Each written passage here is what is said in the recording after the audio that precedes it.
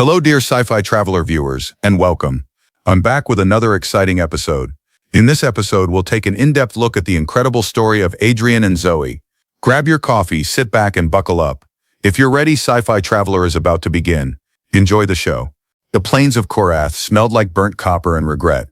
Adrian had noticed this on his first day, mentioned it to no one, and filed it away in the growing cabinet of things he'd simply decided to live with, which also included the twin moons that never quite set, the ration packs that tasted aggressively of nothing, and the fact that his medical tent had a tear in the left corner that let in a thin whistle of wind every time the pressure shifted. He'd patched it 3 times. It kept coming back. Some things just did. He was on his 14th hour when the shelling started again. Not close, never quite close enough to matter. Always close enough to remind you it could. The ground gave a low digestive rumble, like a planet that had eaten something it regretted, and the hanging lantern swayed overhead, casting everything in that seasick amber light that Adrian had come to associate with decisions made too late. He tightened the last suture on a compact infantryman named Owen, who had taken a piece of Velthari shrapnel to the thigh, and spent the entire procedure telling Adrian about his mother's cooking back on Callus. For an extraordinary, almost aggressive detail. "She does this thing with the broth," Owen said, eyes glassy but earnest. "You can't explain it. Scientists have tried." "Hold still," Adrian said. "I'm just saying if you ever get to Callus 4, I won't. But if you did." "Owen," Adrian looked up briefly. "The shrapnel I just removed from your leg was the size of a data chip. Please give your mother's broth the respect of letting you survive to eat it." Owen went quiet after that. Satisfied quiet, not offended. The kind that meant someone had said the right thing in the right tone. Adrian tied off the suture, dressed the wound with practiced efficiency, and moved Owen to the recovery row with a pat on the shoulder that was probably the most affection he'd shown anyone in 6 weeks. The war between the Galactic Compact and the Velthari Empire had been going on for 2 years and 4 months, which was approximately 2 years and 3 months longer than anyone had originally predicted, which was itself approximately in line with every war ever fought by anyone anywhere in the known galaxy. Adrian had not chosen this posting. He had not, if he was being honest with himself, and he tried to be at least once a day. Usually around the time he was eating his aggressively tasteless ration pack, he had not chosen much of anything in recent years. Things had simply accumulated around him the way things do. And one morning he'd woken up on a transport ship with a field medic's kit and coordinates for a planet that didn't even appear on maps made before the war. Korath was not beautiful. It had, as far as Adrian could determine, made no attempt to be. The plains stretched in every direction under a sky the color of an old bruise, purplish, greenish, edged in copper where the twin moons hung low and refused to properly set. The soil was dark and dense, almost black, and after rain it became a specific kind of mud that seemed philosophically opposed to boots. The Compact had established its forward camp in a shallow basin between 2 ridgelines, tactically defensible, medically inconvenient, and aesthetically somewhere between bleak and bleaker. The Velthari were fighting for this ground for reasons that had been explained to Adrian twice in briefings he had attended in body, if not entirely in spirit. Something about mineral rights, something about territorial precedent, something about a treaty signed 200 years ago that one side claimed was binding and the other side claimed was decorative. The Velthari were humanoid. This had surprised some of the soldiers, though Adrian had read enough xenobiology to know that convergent evolution was less a miracle than a stubborn habit of the universe. They were tall, generally, and pale in varying degrees, and they had pointed ears that curved back slightly at the tip, elegant in a way that made some of the Compact soldiers uncomfortable without quite knowing why. Adrian had treated 4 Velthari prisoners since arriving. He treated them the same way he treated everyone, with competence, minimal conversation, and the privately held belief that suffering did not much care about the political arrangements of the people experiencing it. He was cleaning his instruments, which was the kind of task that looked like rest without actually being it, when he heard the commotion outside. Not shelling. He could tell the difference now, the way you eventually learn to tell the difference between types of silence. This was voices, rapid, low, with that specific frequency of controlled panic that he had learned to recognize the way sailors learn to read water. He set down the forceps. He waited 2 seconds, because in his experience the things that came for you didn't wait to be invited. The tent flap opened. 3 Velthari soldiers stepped inside, and they were afraid of what they were carrying. Adrian had developed over the course of his career a reasonably accurate internal system for measuring how serious a situation was. It was not a formal scale. It had no official name. It operated mostly on instinct and the accumulated evidence of things he had survived, and it went roughly as follows. Calm was calm, tense was tense, bad was bad, And then there was the particular category of thing that made experienced soldiers move with the careful deliberateness of men trying very hard not to drop something that would explode. The 3 Velthari soldiers were in that last category. They were in full armor, deep charcoal gray, edged in silver. The kind of plating that was grown rather than forged. Layered in the Velthari fashion from compounds Adrian had once read about in a field manual that had also helpfully told him not to attempt to remove it from a living patient without consent. One of them, the tallest, had blood on his gauntlet. Not his own blood. Adrian could tell by the way he held his hand slightly away from his body, like it belonged to someone else, and he was only temporarily responsible for it. They moved in a tight formation around a figure they were supporting between them, and they moved with the specific energy of people who were very important in their ordinary lives, and were finding it difficult to be ordinary in this moment. The figure between them was a woman. Adrian registered this the way he registered most things during work, as information, relevant, filed. She was tall, even by Velthari standards, though at the moment her height was compromised by the fact that she was not entirely willing to be helped and not entirely capable of standing without it. Her armor was extraordinary, silver white, etched with patterns that seemed to shift when the lantern light moved across them, and it was cracked open at the left shoulder in a way that made Adrian's jaw tighten slightly. The damage was not clean. Something with significant energy output had caught her at an angle, and what was visible beneath the split plating was not good. Her hair was dark, pulled back in a way that had started the day precise and was now only technically still a structure. Her eyes, when they found his, were a pale gray-green, the color of ocean water in old photographs from planets that had oceans, and they were extremely unambiguously awake. She had pointed ears. They curved back at the tip, elegant and slightly sharp, pressed close to her head now in a way that Adrian would later come to understand was not distress but concentration. She said something in Velthari. It was short and it was directed at her guards, and it had the specific quality of words that are not suggestions. All 3 soldiers stopped moving immediately. "I don't speak Velthari," Adrian said. He said it the way he said most things at this hour, plainly, without apology, with the implicit understanding that he was telling someone something useful rather than something unkind. One of the soldiers, the one without blood on his gauntlet, turned to him. His translator implant flickered at his jaw. Adrian could see the faint blue pulse of it. "She says she requires a medic." "She's in the right place," Adrian said. He was already moving toward her, not quickly, but with the economical purposefulness of someone who has long since stopped finding urgency useful. "Can she sit?" Another exchange in Velthari. The woman, she had not offered her name, and Adrian had not asked, because names were something you dealt with after breathing was confirmed, made a sound that was not quite a word and lowered herself onto the examination surface with the controlled, dignified discomfort of someone who was in significantly more pain than they were prepared to admit to. "I'm going to need to look at that shoulder," Adrian said, addressing her directly. He wasn't certain how much standard she understood. He spoke anyway.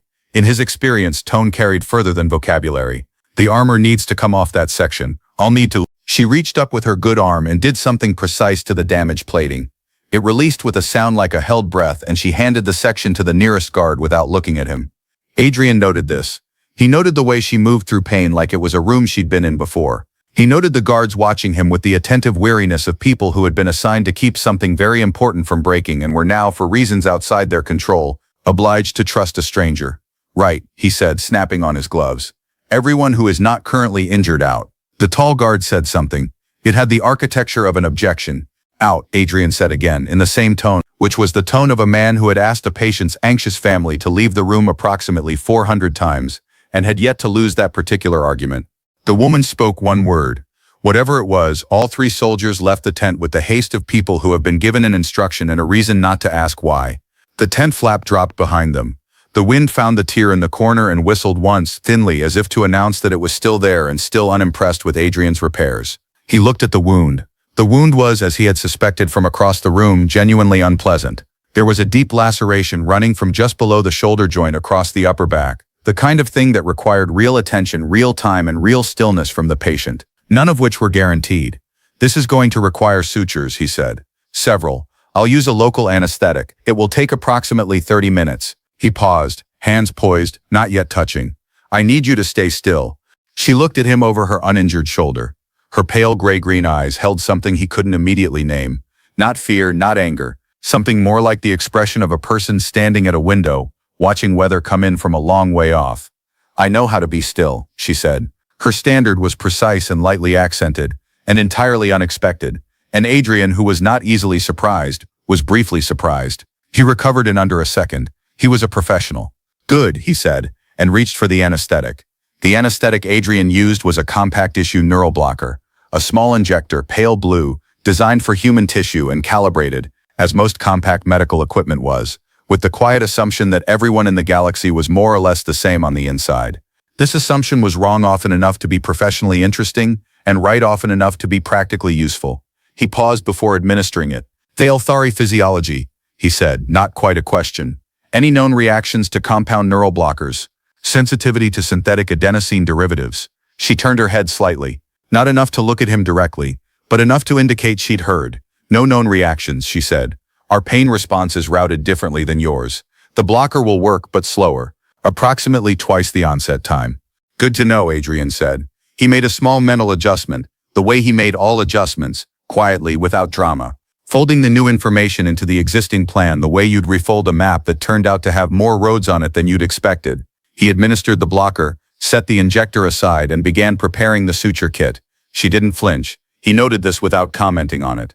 The tent settled into the particular quiet of a place where two people have decided, without discussing it, to be professional. Outside, Korath continued its low nocturnal sounds, the distant percussion of ordnance, the wind across the ridge, the occasional voice from somewhere in the camp, too far away to be words, close enough to be human. The lantern swayed. Adrian worked. The ration packs, she said after a while. He paused for precisely 1 second. I'm sorry? The compact field rations. There was something in her voice that was not quite amusement but was adjacent to it. We captured a supply crate in the second month of engagement. My soldiers tried them. A brief pause. There was a formal complaint filed. A formal complaint, Adrian said, resuming his preparation. To the campaign logistics division. 3 pages. The phrase "an act of culinary aggression" was used. Adrian was quiet for a moment. That's, he said, genuinely the most accurate description I've encountered. He uncapped the suture adhesive. I've been eating them for 6 weeks. I've started to suspect they're not actually food. I think they might be a philosophical position. She made a sound, small, controlled, the auditory equivalent of something almost becoming a smile and then thinking better of it. Adrian filed it away without examining it too closely. He had work to do. He worked with the neat, unhurried focus that was the thing he was most genuinely good at. Better than conversation, better than sleeping, considerably better than the strategic card games the other medics played in the evenings, which he lost reliably and without apparent distress. The wound was serious but clean in its way, the kind of damage that wanted closing and would respond well to being closed. He irrigated carefully, removing traces of the particulate that Thalethari shrapnel, ironic, under the circumstances, left in soft tissue. Her breathing was controlled throughout. Slow and deliberate, like someone who had been taught to manage pain the way you manage a difficult negotiation. You've been injured before, he said. It wasn't particularly sensitive as observations went, but it was accurate. You say that as though it's notable. It's not, he said. I just mean you know how to breathe through it. Most people forget. He began the first suture, his movements small and precise. They think if they hold their breath it hurts less. It doesn't. It just makes them dizzy, and then I have 2 problems. What's the second problem? The first problem is the wound, he said. The second problem is the patient, another almost smile. He could hear it even without seeing her face. He was beginning to calibrate her expressions by sound alone, which was the kind of thing that happened when you worked in close quarters with someone quiet. You started reading the smaller signals, the nearly sounds, the pauses that had shapes. You don't know who I am, she said. It was not an accusation. It had the quality of an observation made about the weather, factual, faintly curious. No, Adrian said simply. That doesn't concern you? What concerns me, he said, tying off the first suture with the focused attention of a man who took knots seriously, is whether you're going to be able to rotate this shoulder in 6 weeks. Who you are is secondary to that, biologically speaking. She was quiet for a moment. He could feel her processing this, not the words specifically, but the orientation behind them. The way a person can tell when they've been given something genuine, even if they're not entirely sure what to do with it yet. Zoe, she said. He registered the name, filed it. Adrian, he said, and reached for the next suture. They were quiet again. The good kind of quiet, the kind with some weight to it, the kind that meant 2 people had established something small and functional between them without needing to make an occasion of it. Adrian worked his way along the laceration with the steady patience that was, he privately believed, the most underrated quality in medicine. Speed was celebrated. Steadiness was what actually kept people alive. The Korath campaign has lasted longer than your command projected, Zoe said, after a while. Her voice was even, but there was something in it.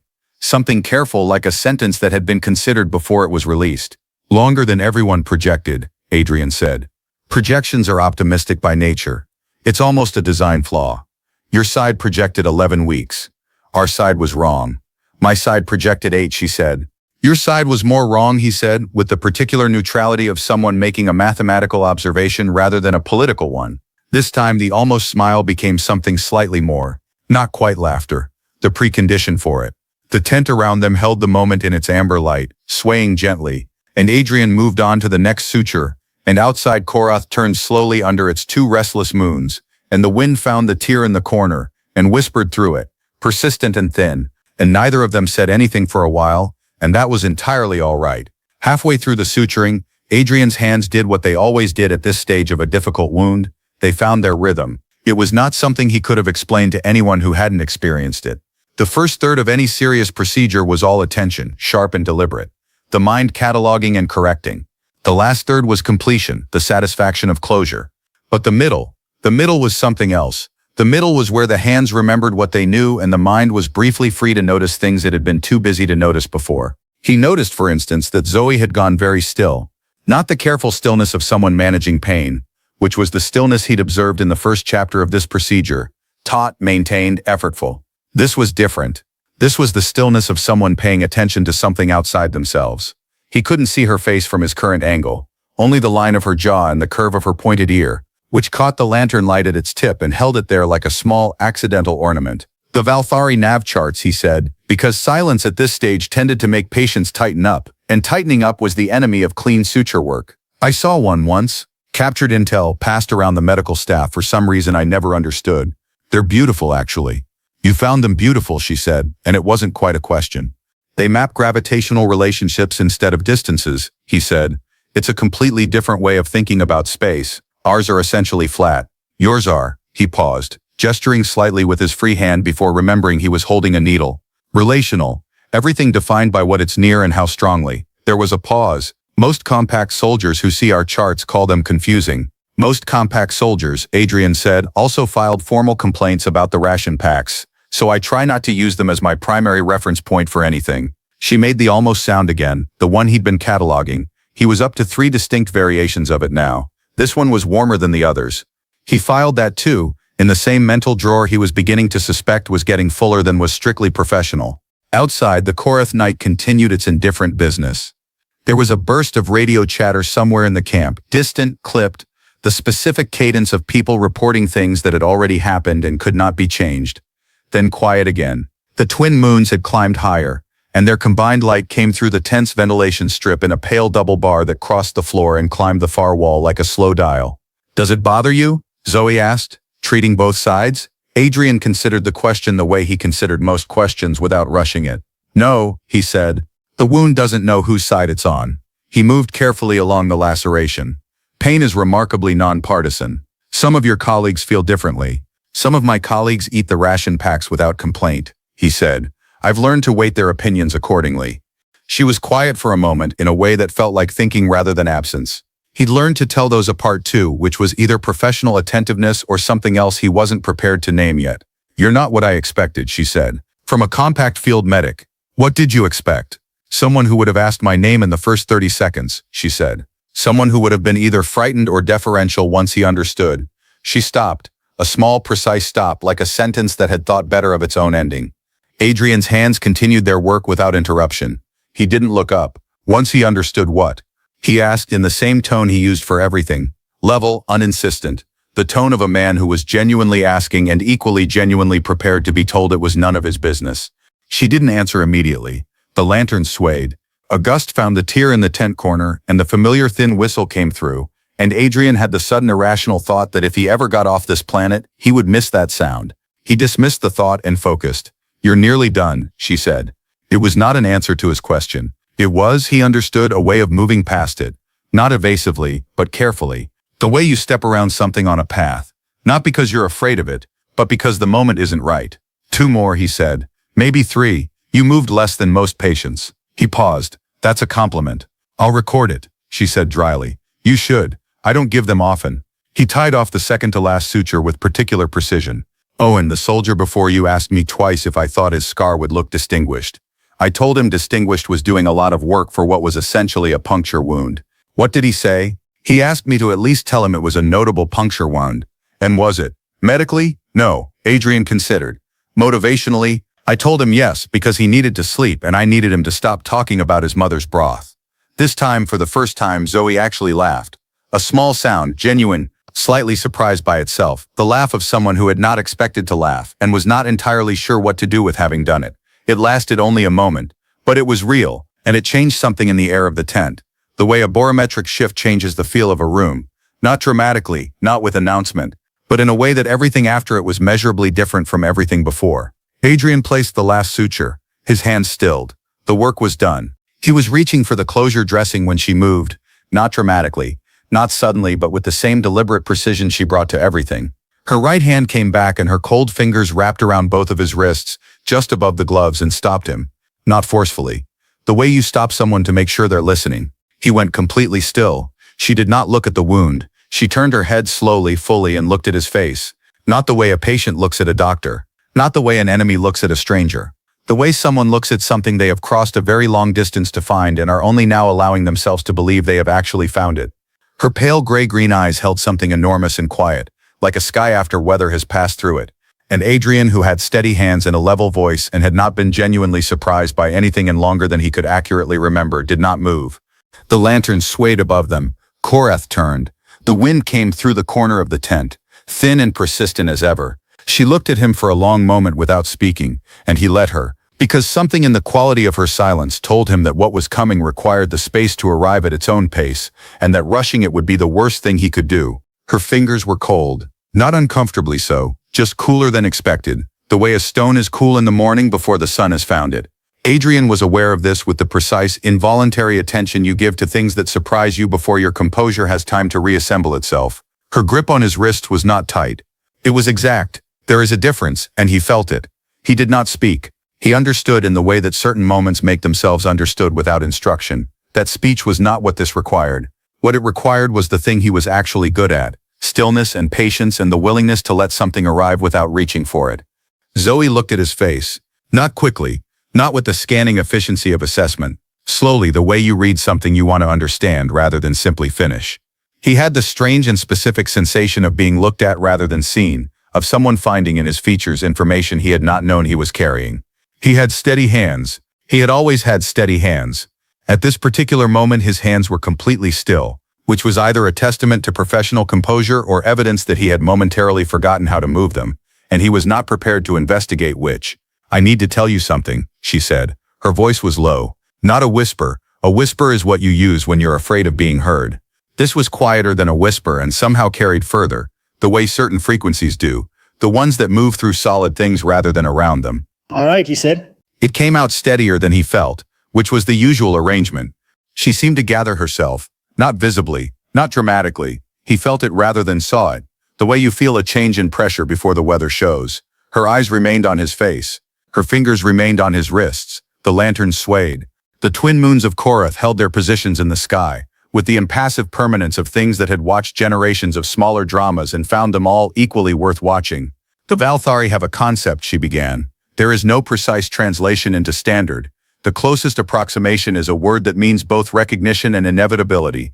The understanding that something has always been true, arriving at the moment you are finally ready to know it." She paused. "It is not mystical in our philosophy. It is neurological. It is a specific pattern of cognitive resonance that our scientists have mapped and documented for 400 years.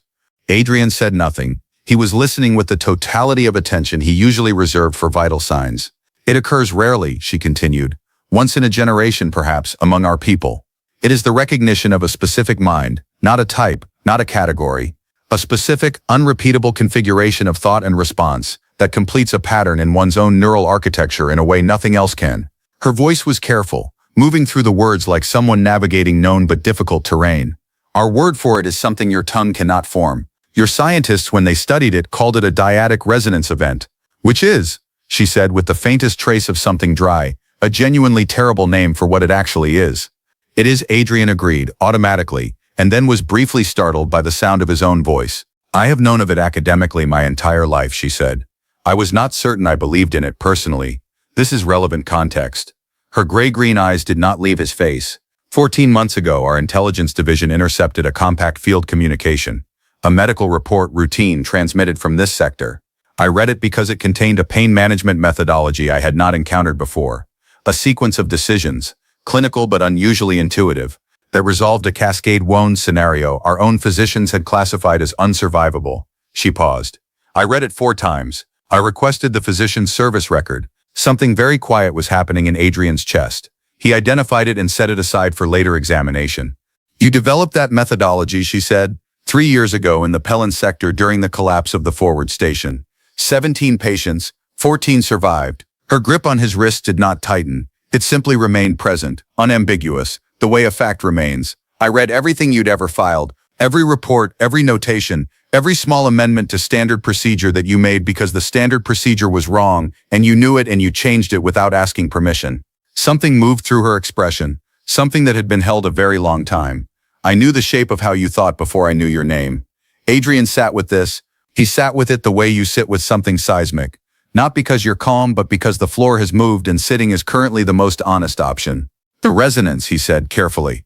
When you said the wound doesn't know whose side it's on, she said. I have thought something functionally identical to that sentence every day of this war. I have never said it to anyone because I did not think anyone here would understand it. Her voice had something in it now. Not fragility, nothing so easily named. Something more like the relief of a pressure that has been sustained a very long time, finally carefully being released. I came to this sector 3 months ago, not for the campaign. I came because a battlefield medic who thinks in a shape that matches mine was stationed here, and I needed to understand if what I suspected was mathematically possible or whether I was simply losing your mind. Adrian offered. I was going to say developing an unprofessional interest in compact medical records, she said, but yours is also accurate. The corner of his mouth moved. He couldn't entirely stop it. You're telling me, he said slowly, that the Empress of the Veilthari personally repositioned a military campaign, redirected a strategic initiative, he amended, in order to be within medical evacuation range of a field medic whose paperwork she found compelling. His methodology, she said with great precision, not his paperwork. That is a genuinely remarkable distinction. I am a genuinely precise person. He looked at her. She looked at him. The lanterns moved above them in the amber dark. An outside Korath turned its slow indifferent turn. And somewhere in the camp a radio crackled with news of things that were suddenly profoundly far away. Her fingers were still on his wrists. Still cool, still exact. The needle, she said quietly, is still in your hand. He looked down. It was. He had absolutely no memory of continuing to hold it. So it is, he said. She left before the second moon set. Adrian knew this because he watched her go. Not dramatically, not from the tent entrance with the wind in his hair, because that was not the kind of man he was, and the wind was doing nothing cinematic anyway. He watched her from where he sat, through the gap in the tent flap that her guards had pulled not quite closed behind them, and he saw the shape of her cross, the pale double moonlight on the ground outside, and then not be there anymore. And then he sat with the needle still in his hand, and looked at the tent wall, and did the thing that human beings do when something enormous has just happened to them in a small space, which is to not move for a while. The tear in the corner whistled. He had patched it 3 times. It kept coming back. He thought with the particular looseness of a mind that has just had all its furniture rearranged, that perhaps the tear was trying to tell him something about the fundamental nature of repairs, that some things don't want to be fully closed, that some openings survive because they serve a purpose you haven't understood yet. Then he thought that it was very late, and he was possibly being sentimental about tent damage, which was new territory. He set the needle down. He had known in the abstract, factual way that he knew most things, that the Veilthari concept of dyadic resonance was documented in Xenob psychology literature. He had read about it once, in a survey of non-compact cognitive frameworks, in a chapter wedged between a section on Prethian hive synchrony and a truly bewildering essay on how the Morkai species experienced time as a texture rather than a sequence. He had filed it under interesting and moved on. He had not filed it under personally relevant. He had not filed it under incoming. The thing was, and this was what sat with him now, in the amber light in the quiet, the thing was that he understood it. Not academically, not as a concept to be processed and stored. He understood it the way you understand the name of something you have been looking at your entire life without knowing it. Had a name. There is a specific quality of recognition that has nothing to do with familiarity. He knew that quality. He had felt it, tonight, in the shape of her silences, in the architecture of how she thought, in the precise and deliberate way she moved through everything, pain, conversation, Revelation, as though she had decided long ago that if something was worth doing, it was worth doing with full attention. He had always thought that. He had never met anyone else who did. Outside, the camp was doing what camps do in the hours before dawn, settling into its least dramatic version of itself. The fires low, the voices sparse, the whole enterprise of organized human conflict taking a brief administrative pause before resuming. A transport hummed somewhere past the eastern ridge. A night bird, or whatever Korath had that functioned as a night bird, made a sound that was almost musical and then thought better of it. Adrian became aware gradually that he was smiling. Not broadly, just the face doing something quiet and involuntary in the lower registers, the way it does when the mind has accepted something the rest of the organism hasn't been notified about yet. He considered this. He decided it was, under the circumstances, reasonable. He began cleaning his instruments.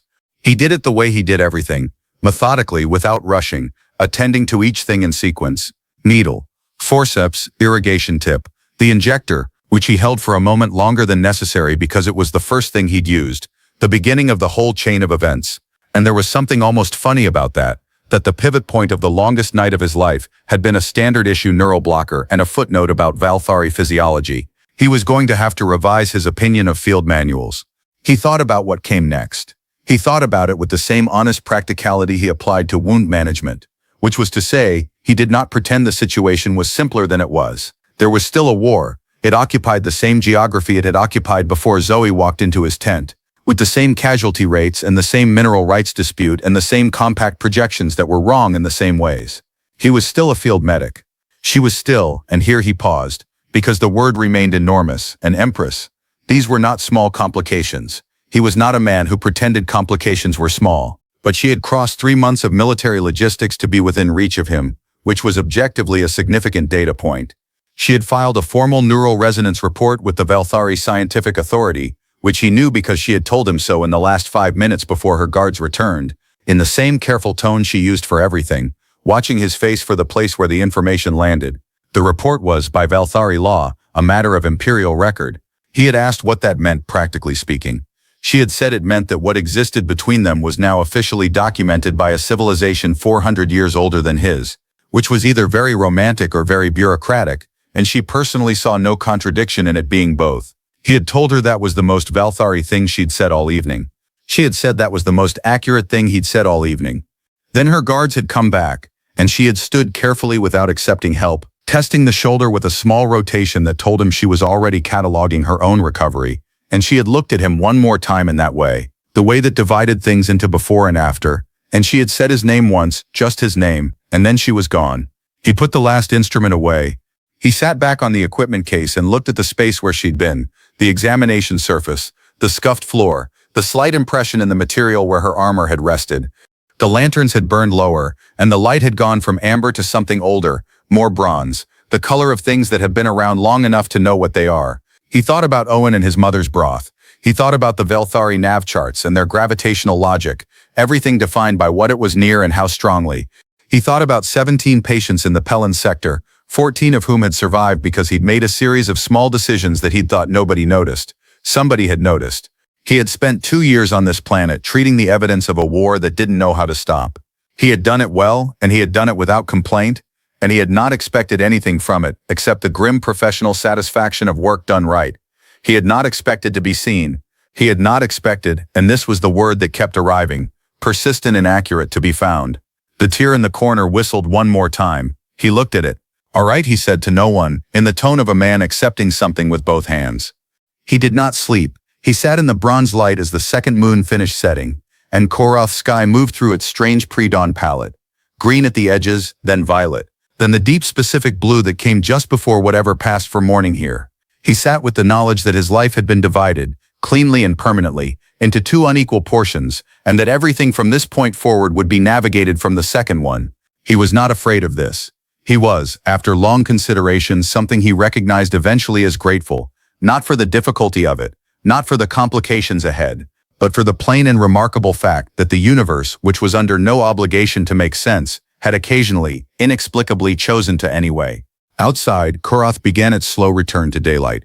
The camp stirred. Somewhere Owen was probably telling someone about the broth. Somewhere past the eastern ridge, a silver-armored woman with pointed ears was moving through the pre-dawn, with a newly sutured shoulder, and 3 months of patience finally, quietly answered. Adrian picked up the needle one last time, set it in the tray with the others, and stood up. There was work to do. There was always work to do. But the man who walked to the tent entrance and lifted the flap and looked out at the strange pale morning of an alien world was not quite the same man who had been counting sutures 6 hours ago, and he knew it, and he let himself know it, which was perhaps the most significant medical intervention he had ever performed. He stepped outside. The air was cold and copper-sweet, and entirely itself. He breathed it in. Well, friends, we've come to the end of another great story. If you enjoyed it, don't forget to hit the like button, leave your thoughts on Adrian and Zoe in the comments below, and subscribe to our channel so you don't miss the next one. See you in the next Sci-Fi Traveler story. Take care.